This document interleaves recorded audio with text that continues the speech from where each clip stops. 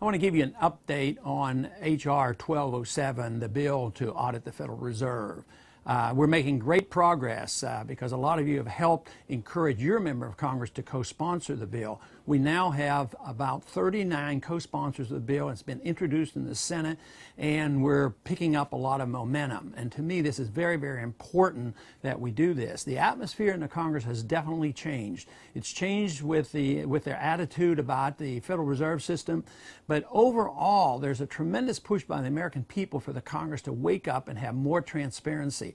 They've heard about the stories of the Congress appropriating $700 billion of TARP funds and nobody knowing where this money went, and it ends up paying huge bonuses to people who broke AIG. So the people are demanding more oversight, and fortunately they're putting the pressure on the Federal Reserve as well, and that's why we're getting so much support for this piece of legislation. We still have a long way to go, because the special interests are very, very powerful and they don't want this to happen, and yet I think the momentum is in our direction.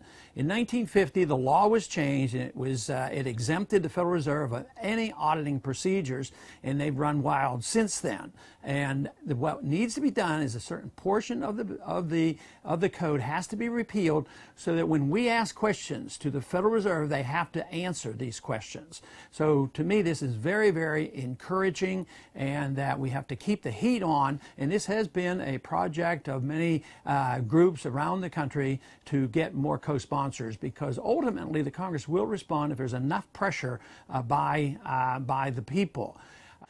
This to me is key, because we're literally moving into a crisis period, because although the financial system has fallen and it's hard to be put back together, and that's what they're struggling with, they're putting all the pressure and all the weight is being put on the dollar. When we see these announcements that the dollar can lose 3.5% to 4% in one day, and all the announcements come as the Congress will spend more money and the Fed's going to print more money. Eventually, as I have been saying so long and so often, it is going to be a dollar crisis. We're getting closer to that. A dollar crisis means a political crisis, and the sooner we find out the basic cause of this, which comes from the Federal Reserve, the better.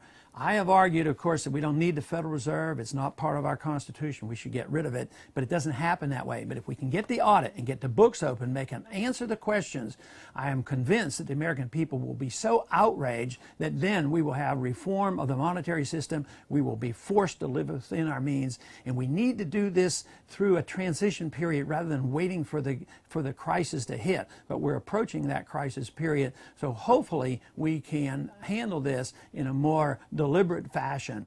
Thank you.